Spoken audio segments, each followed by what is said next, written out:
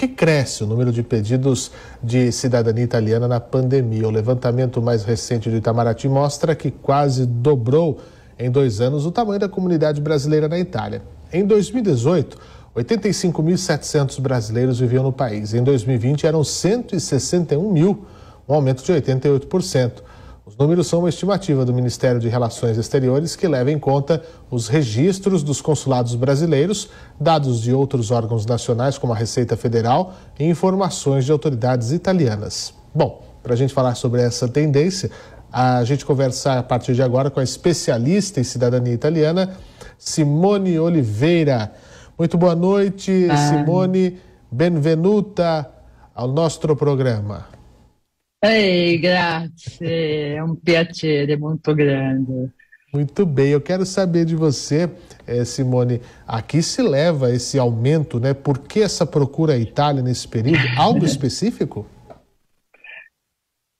Penso que a pandemia proporcionou para as pessoas pensarem um pouquinho mais nelas, né? E é uma volta às origens. Eu acho que quando você para, e tem que parar, como nós todos tivemos, né? Você começa a pensar em novas perspectivas. A instabilidade, a insegurança com relação à saúde também, instabilidade financeira, trabalho. E aí você começa a pensar. E eu acho que nesse momento a origem, né, é muito importante. Então, eu acho que as pessoas começam a pensar nisso e realmente foram para o reconhecimento da cidadania italiana, porque somos muitos, né, os descendentes do Brasil. Agora, como é que está a receptividade do lado de lá, né? Tem essa questão também. A Itália tem oportunidades para os brasileiros, a comunidade europeia, né? Porque se você passa a ter um título de cidadania italiana, você passa a ser um cidadão europeu, não? Exatamente. A Itália em si, né, claro que tem oportunidades, mas a União Europeia tem muitas oportunidades, né? Principalmente, por exemplo, a mão de obra, né, que é uma coisa escassa na Europa, então tem muita oportunidade para muitas situações. E a pessoa desenvolvendo a língua, ou inglês, ou italiano, ela vai ter oportunidades, inclusive, na carreira dela também. Sim, tem oportunidades. Agora, o que a gente pode dizer? O crescimento foi muito alto, nós quase dobramos, né, praticamente, né,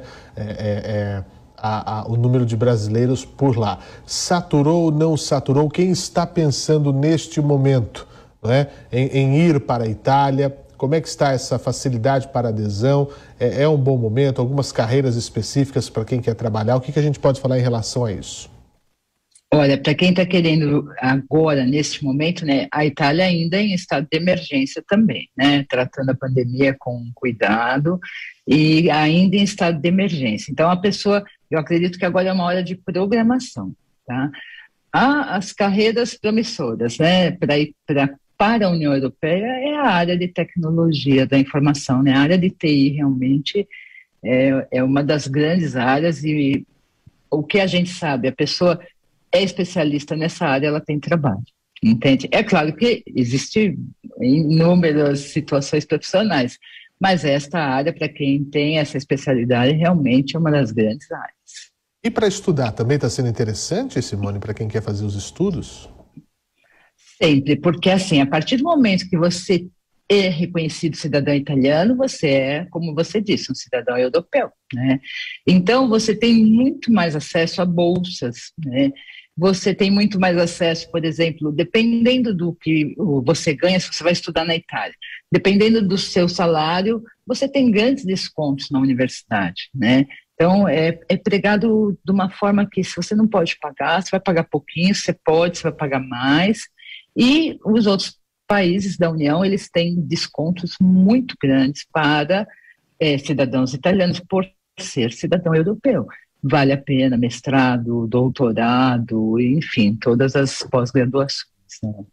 Agora, uma questão que eu já conversei muito com profissionais de imigração para a Europa, para os Estados Unidos, enfim, quem quer fazer esse movimento tem que fazer do jeito certo, né? A gente vê nos Estados Unidos como foi pesado, né, a deportação, inclusive em muitos casos brasileiros, que também aumentou muito a tentativa de ida de brasileiros para os Estados Unidos, e as leis são pesadas, né? As pessoas não podem correr esse risco. É muito arriscado fazer do jeito errado, não, Simone? Sim, eu sou adepta do certo, sabe? Então, o que acontece? A pessoa vai com aquelas coisas de, vou ficar 3 meses, volta, então fica 1 mês e volta. Isso não está certo, né? Então, se a pessoa quer ir à Itália para fazer o reconhecimento dela, ela tem que cumprir o seguinte, ela tem que ser residente na Itália, né? É por isso que ela pode fazer esse pedido lá.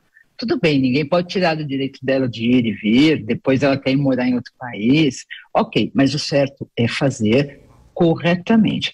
E hoje a gente tem a forma judicial, que você pode, nós, através de advogados, representamos no tribunal, e você continua no Brasil aguardando o teu reconhecimento. Quando você já vai documentado e reconhecido. Isso é um ponto muito importante, se cercar dos profissionais. E era a minha próxima pergunta. Qual que é um passo a passo, as dicas que você dá, Simone, para quem quer fazer isso da maneira correta, como começa a procurar? Muitas vezes aquela questão da procura familiar, né? Olha, eu tenho um sobrenome que eu sei que veio da Itália, é o avô, é o bisavô, até que grau de parentesco eu consigo comprovar? Ou eu não tenho nada de documentação, quero começar do zero? É possível? Como é que você pode dizer para a gente algumas dicas em relação a isso? Bom, o primeiro é saber quem é o italiano da família. Esse é o mais importante. Para reconhecer a cidadania italiana, não existe exigência de gerações. Então, assim, para a legislação italiana, se tem um italiano na família, você nasceu italiano. Basta provar. Claro que tem alguns impedimentos, alguns entraves, mas especificamente é isso. Então, é buscar quem é o italiano. A partir dele, então, nós vamos buscar aonde ele nasceu. Algumas conversas com a própria família ajudam significativamente, né? E quando você se vê assim, sem meios, porque eu sei que é do meu bisavô, mas eu não sei como chegar nele, procurar uma equipe especializada que vai te dar toda a orientação, né? Nós temos todos os meios de você ir subindo até chegar no seu bisavô, e a prova são certidões, nascimento, casamento e óbito de toda a árvore genealógica até chegar em você.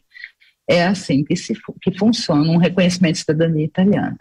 O segredo é você ir fechando, então, por isso que quanto mais distante, mais difícil fica, né? Porque você vai ter que achar o nascimento e a morte. E nesse período onde entrou o próximo vínculo, nascimento, morte, até chegar aqui hoje, 2022, 12 de fevereiro, estamos aqui querendo ir para a Itália. Ótimo, então vamos começar de baixo para cima, de hoje para trás. Reconhecer quem é o italiano da família, não é só aquele que fala muito com a mão, não é só isso, não. Tem que achar, né, Simone, corretamente quem é o italiano da família, e você vai, se tiver nome da cidade, é importante. Tinha gente uma vez que falou o nome importantíssimo. Nome de navio, né? Nome de navio também tem isso? De que porto saiu? Porque aí, sabendo o porto, você sabe a região, pelo menos. Então, aí você vai cercando. Aí você vê o sobrenome, a incidência desse sobrenome naquela região, em quais cidades estão. Então, existem pesquisadores também que vão te auxiliar em tudo isso, né? E a própria Itália tem alguns mecanismos de busca que a gente usa para poder também tentar chegar nesse italiano. Conseguimos, de todos, não é impossível. Aqui em São Paulo, por exemplo, tem um trabalho muito bom feito pela Cúria, né, da Arquidiocese. Eu fui uma vez fazer uma reportagem na região do Ipiranga, para quem conhece São Paulo, ficam os documentos, porque por muito tempo a igreja era o cartório, né?